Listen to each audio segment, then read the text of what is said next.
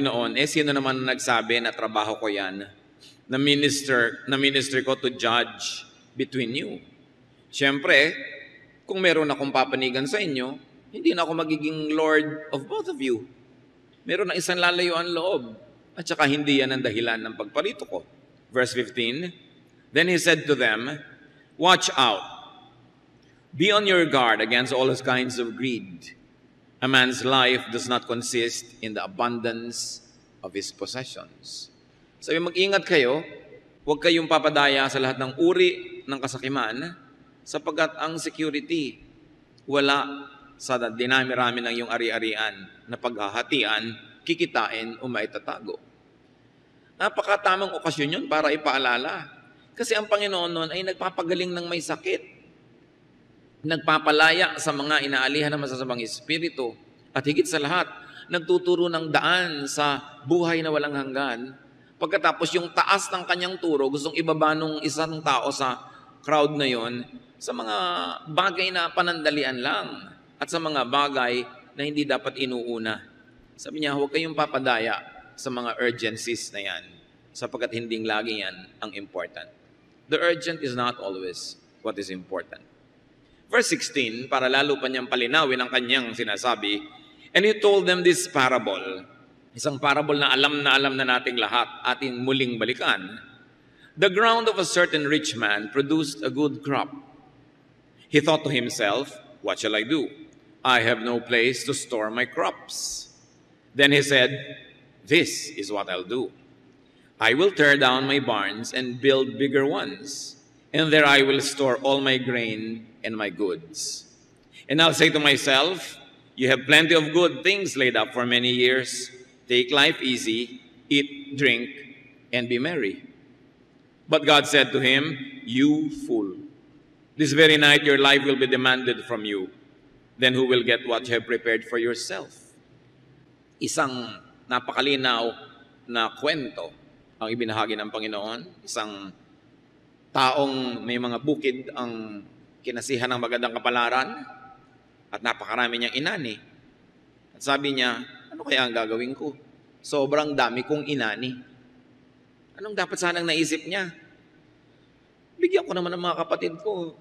Mamigay naman ako sa mga mahihirap, sa mga kapuspalad, kasi sobrang dami na nitong inani ko, wala nang pagsidlan.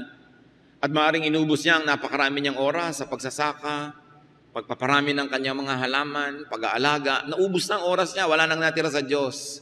Wala nang natira siguro sa pag-ibig sa kapwa. Kaya nga siya ang ginawang halimbawa eh. Hindi naman masamang maraming anihin Pero nakasama sa kanya. Dahil ngayon dapat na may inani na siya, nagbibigay na siya, magpapahinga na siya, at lalo naman magbigay na siya ng oras sa Diyos, hindi. Magiging busy na naman siya. Sabi niya, sa dinami-rami ng inani ko, anong gagawin ko? Kailangan wasakin ko ngayon ang aking mga kamalig, ang aking mga lalagyan, ang aking mga storehouses.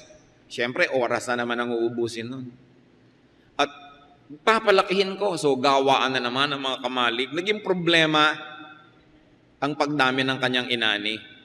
At pag natapos ko yon, sabi niya, siguro abutin nyo ng ilang araw, ilang linggo, ilang buwan, magkakaroon ako ng oras sa sarili ko. Sasabihin ko ng Aba, you are secure. Magpahinga ka na, magpasarap ka sa buhay, uminom at kumain. Pero sabi ng Panginoon, nakarating na nga hanggang dito yung buhay mo na marami ka ng inani. Ayaw mo pa rin siyang bigyan ng oras. Ayaw mo pa rin bigyan ng oras ang Diyos. Ayaw mo pa rin bigyan ng oras ang kapwa. Tapos, uubos ka na naman ng maraming araw para lang asikasuhin yung mga kayamanan mo. Kung namatay ka na ngayon, di pati ikaw hindi na rin nakinabang. Marami po mga tao ganun Kahit na nabubuhay na sila sa interest of their principal, ayaw pa rin tumigil. Hindi pa rin bigyan ng maraming oras ang Diyos ang kanilang sarili. Hindi pa rin makapagpahinga. Wala pa rin oras sa asawa, wala pa rin oras sa anak. Ang dami-dami nang naipon, ayaw pa rin tumigil. Sabi ng Panginoong Yesus at sabi ng Diyos sa langit, hangal ka ba? Wala ka nang ginawa kundi mag-ipon. Kung namatay ka na ngayon, hindi mo magagamit yan.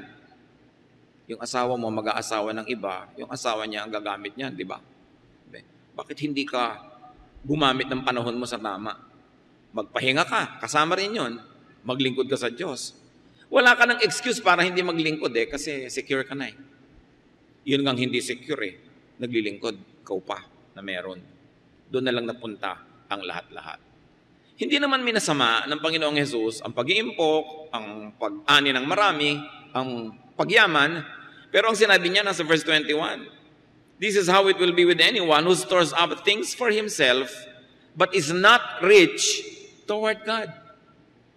Mayaman ka sa tingin ng Forbes magazine. Mayaman ka sa tingin ng society pages.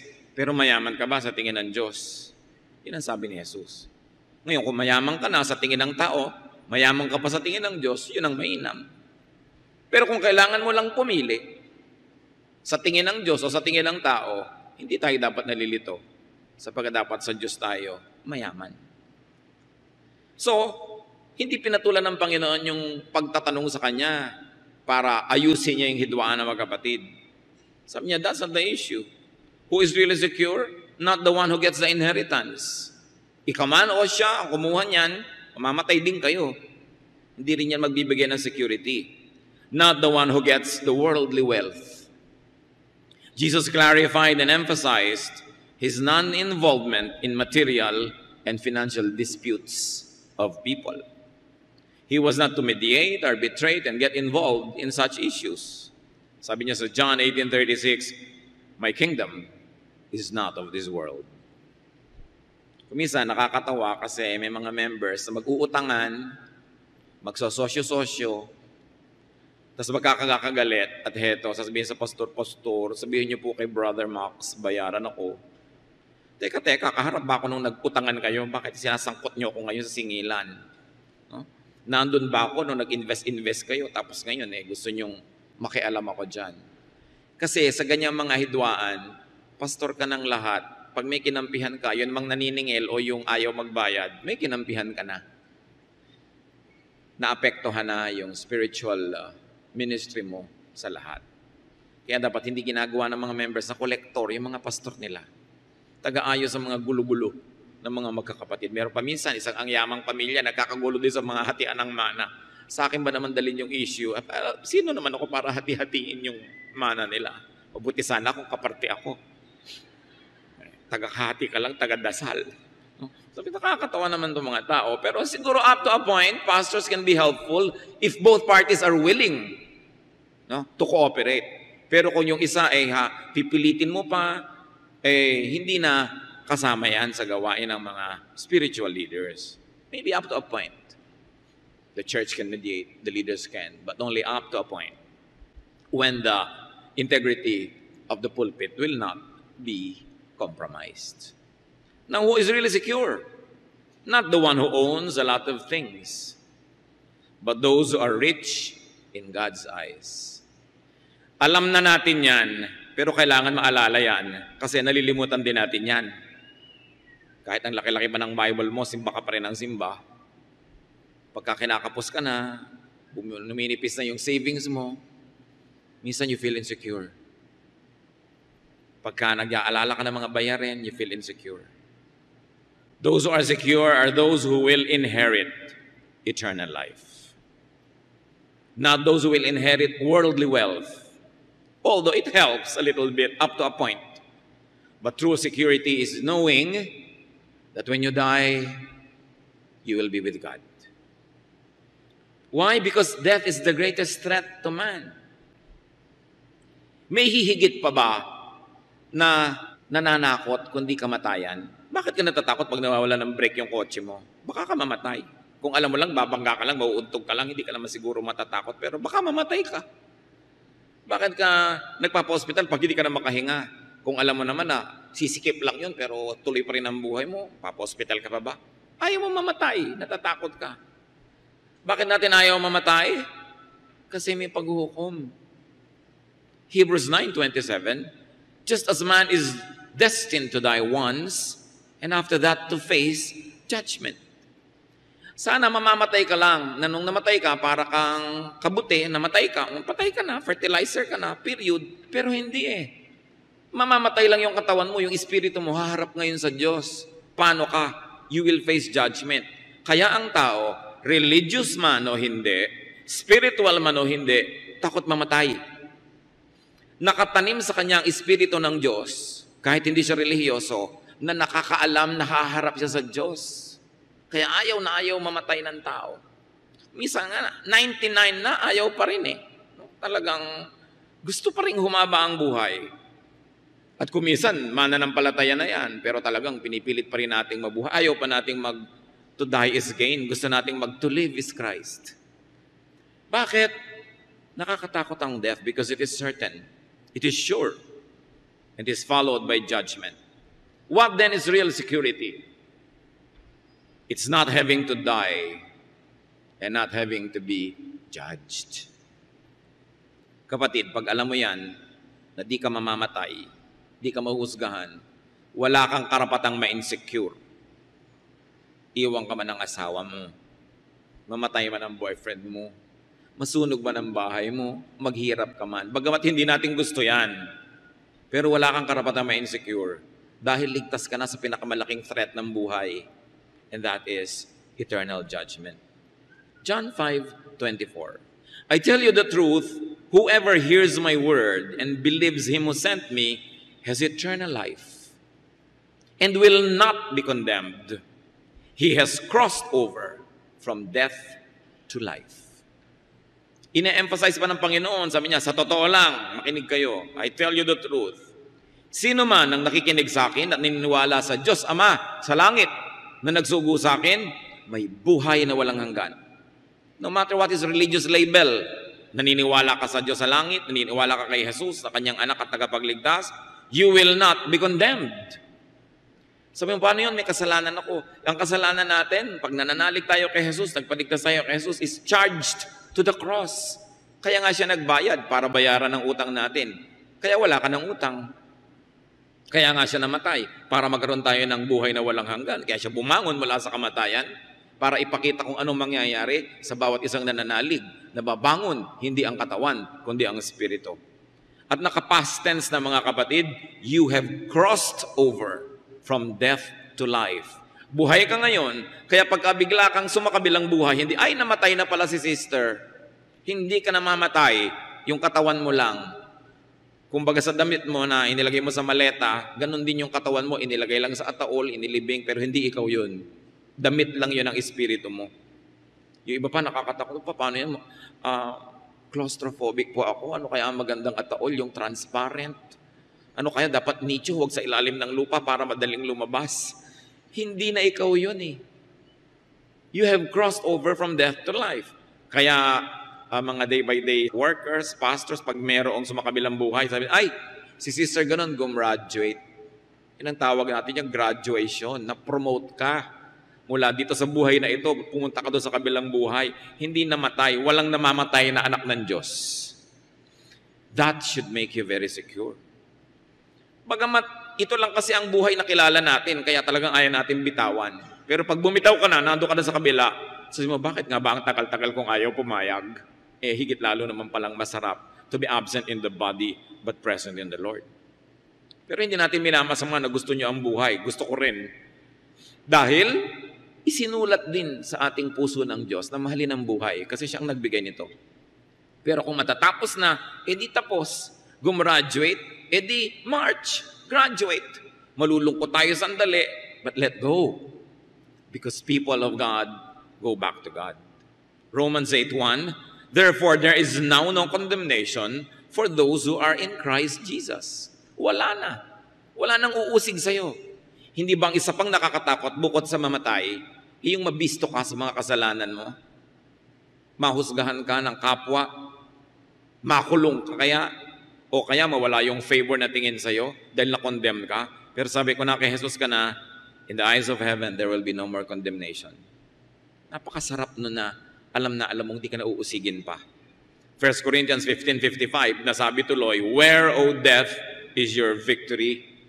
Where, O death, is your sting? Kung ang pinaka-nakakatakot na sa buhay ay yung mamatay at hindi na rin yung nakakatakot, ano pa ngayon ang nakaka-insecure na natira? Dapat lahat maliliit na lang, hindi minamalaki.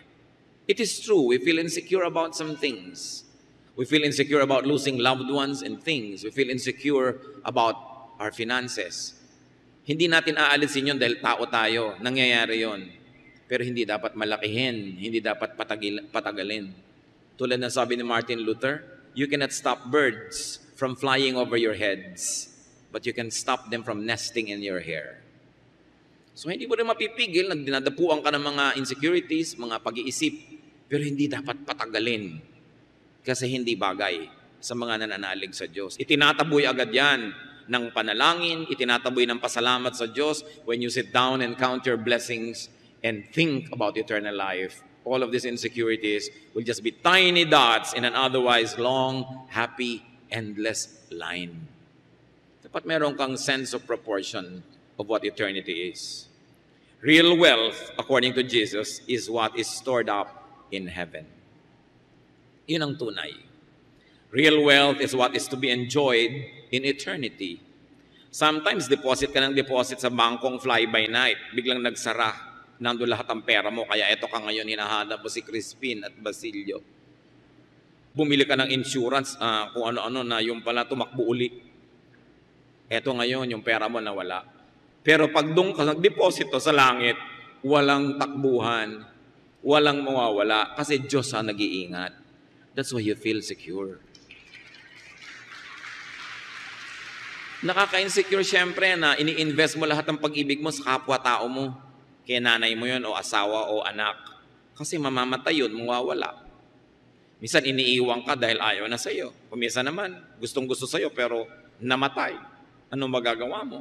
Kaya pati pag-ibig, Diyos dapat ang unang iniibig, yung number 1. Para yung mga number 2, number 3 sa buhay natin na mahal natin, mawala man o dumating, there is a number 1 that keeps you steady, and that is the love of God.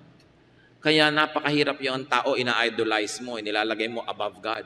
Kaya ang sabi sa Bible, love God above all. Above all. You know why? Because God knows that He will never leave us. He will never depart from us. That's why He wants to be number 1 in our lives for our own sake, so that we will feel secure. But what will happen pag ginawa mong number 1 tao?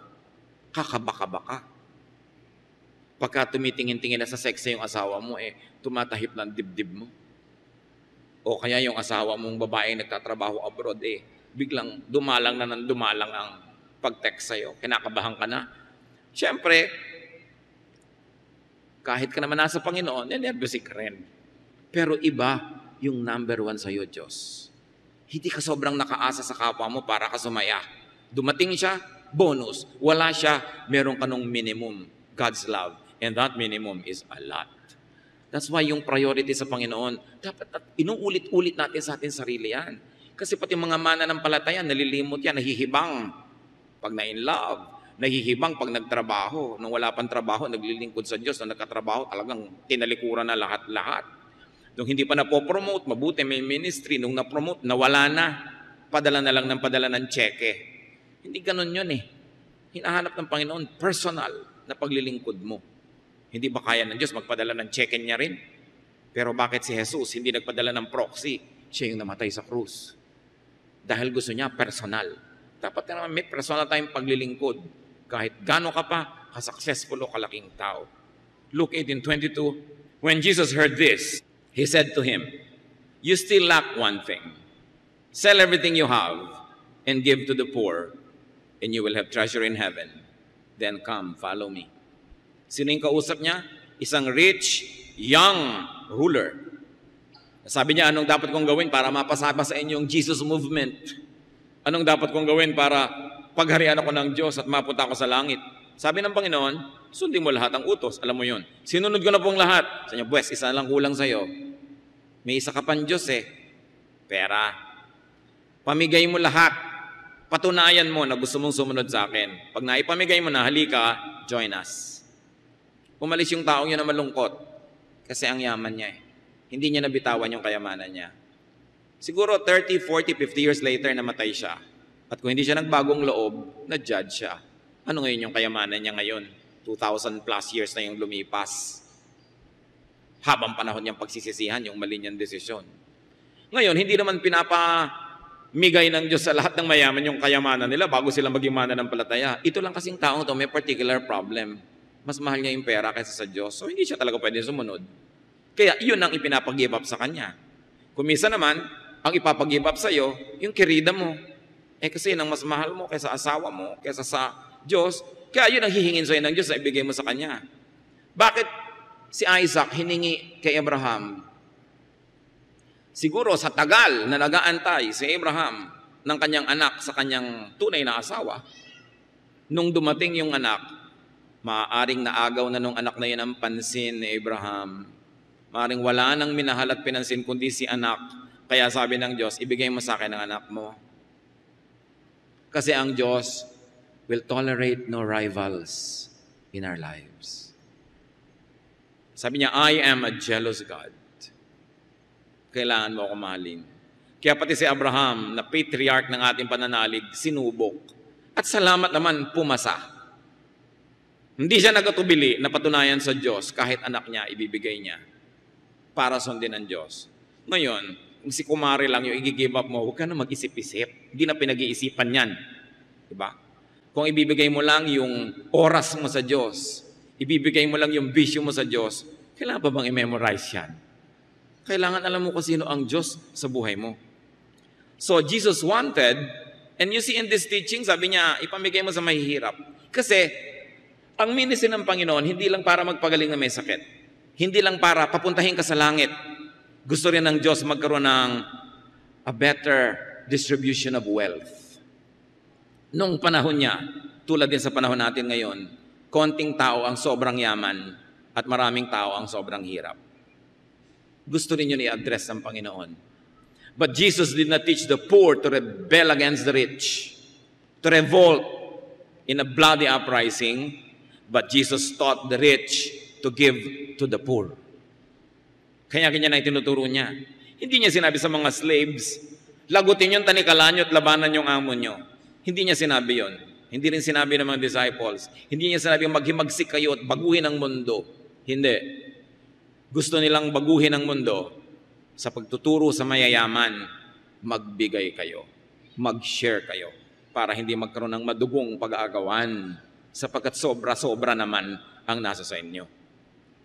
The church today, the Church of Jesus Christ, must do the same. The church must not only be interested to have rich members so that they will have a big collection and a glamorous name. While you love the spirit of the poor and the rich, but the church must teach the rich to give, not only to the church, but to the poor.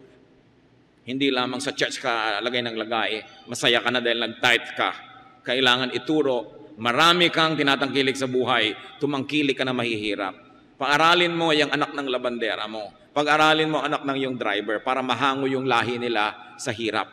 Ang sarap-sarap bigyan ng mga Pilipino kasi hindi niya sinosolo. Isang anak, magpapaaral ng kapatid, magpapagamot ng magulang. Kaya sabi sa mayayaman, share what you have.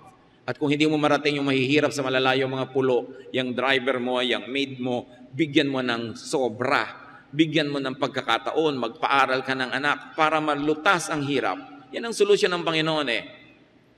Lalo sa Pilipinas, only 1/4 of Filipinos are truly poor. The other 1/4 is medyo poor. Now, the other 1/4 have more than what they need. Yung 1/4 na ito, magpaaral lang ng isa doon sa kabilang 1/4. Solve na yung kabilang 1/4. Yung mayayaman pa, magpaaral lang ng dalawa doon sa sobrang hirap, masasolve ang problema natin. Sharing is what is important. Not having. Kaya sabi ng kapatid, turuan nyo nga kami yung kapatid ko na maghati kami. Sabi, hindi yan ang issue. Ang issue una, kaligtasan. Pangalawa, kailangan may pag-iibigan. Tamang paghahatian, hindi paglalamangan. It is important.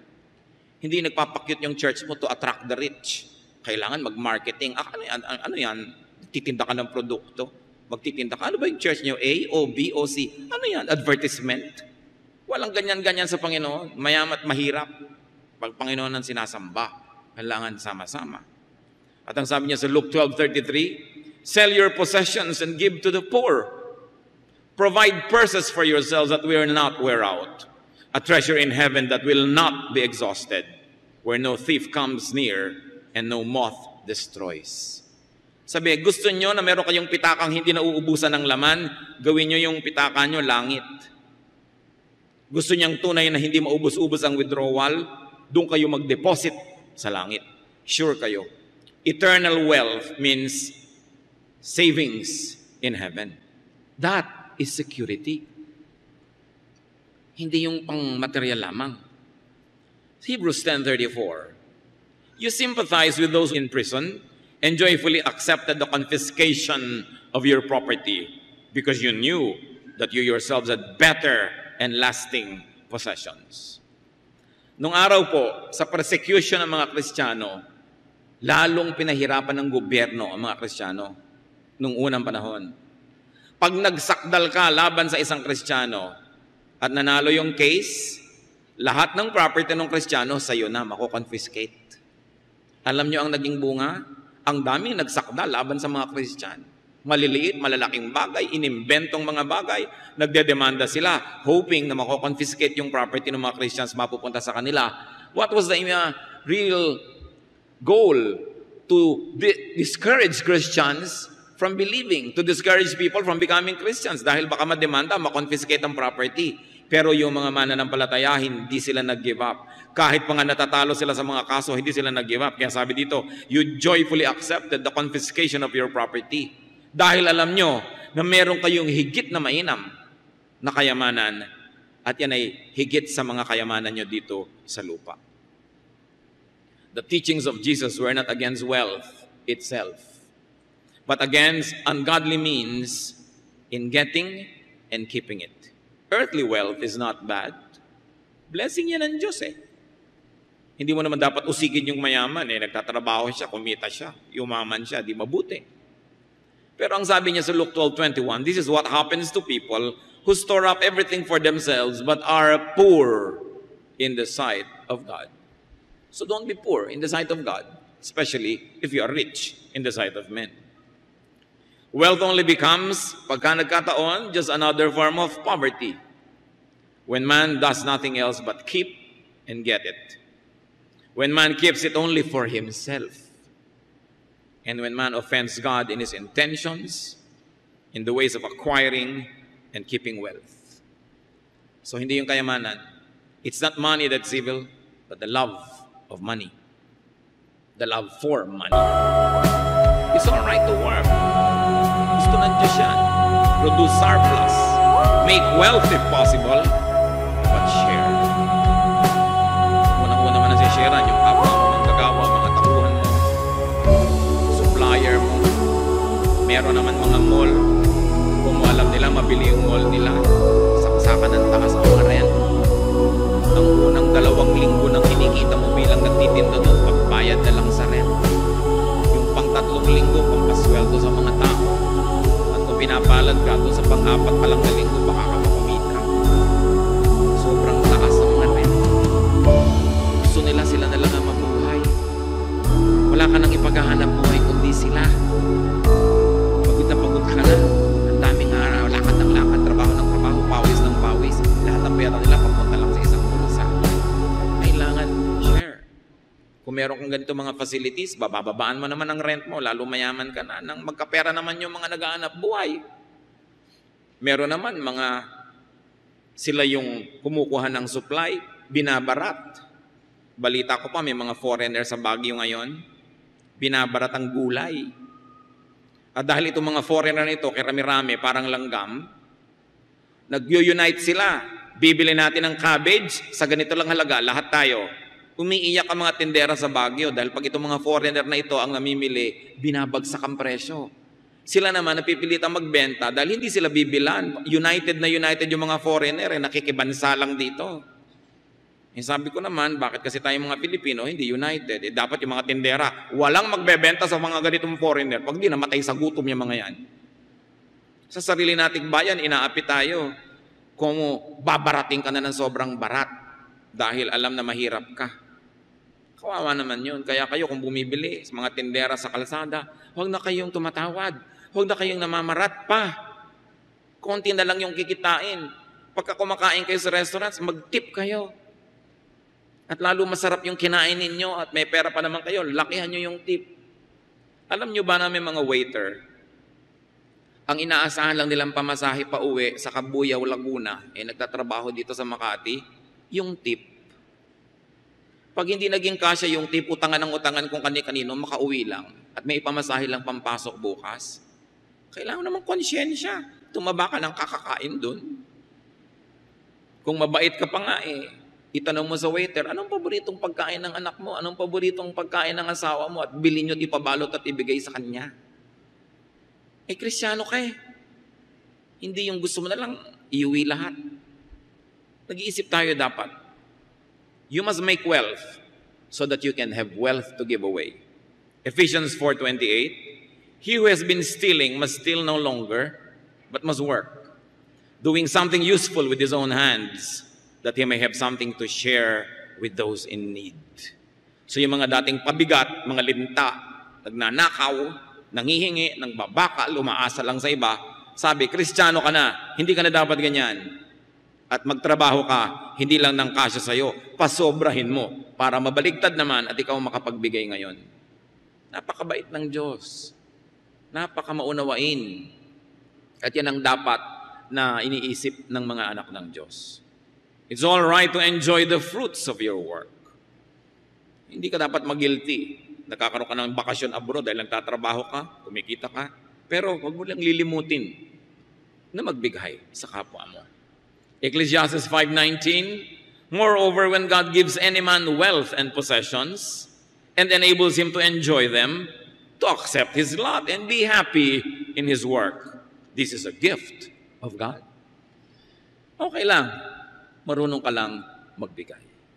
At ba't ka nagbibigay? Kasi secure ka Alam mo naman na pag ikaw nangangailangan, di ka bibiguin ng Diyos. Di ka kakapusin. Kung minsan sa pag-iisip natin na may kailangan tayo next month, yung namamatay na ngayon, hindi natin mabigyan ng gamot kasi iniisip natin, next month, budget mo pa yon.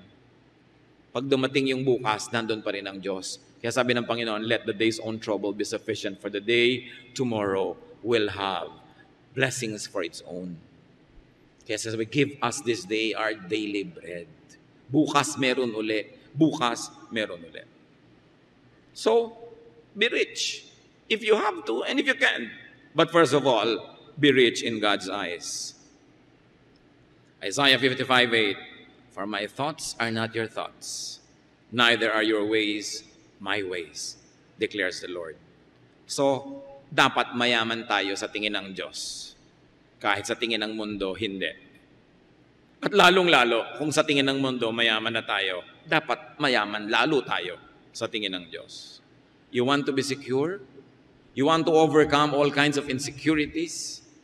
Think of God. Think of the greatest threat, which is death, which should no longer threaten the believers of God. Think of your exemption from hell, your exemption from burning sulfur and eternal punishment because of the sacrifice of Jesus. And when you think of these things, you will not only be secure, you will be grateful. And when you are grateful, you will do the work of Him who died for us. You will do the work of Christ. That is to share and to love and to trust God completely. Heavenly Father, thank you for your love for us. Salamat dahil kayo ang security namin. Patatawarin mo kami, Panginoon, kung nakakalimot kami. Iniaasa namin sa mga bagay, sa tao, maging sa aming sarili, yung aming seguridad. We are secure because we are in your hands. We are secure about tomorrow because tomorrow is in your hands. And we are secure because we don't have to face judgment if we are in your Son, Jesus. If we have Him as our Savior and as our Lord. Pag ninenervyos kami, Panginoon, pag kinakabahan, pag nagkakaroon ng mga anxieties, pag nagkakaroon kami ng mga panic attacks, Ikaw ang maging sustainer namin. Maalala ka namin at kami makalma, Panginoon. Mapanatag, matahimik. Kung kami nawawalan o nangangambang mawalan ng mga mahal sa buhay, sa iyo kami kumapit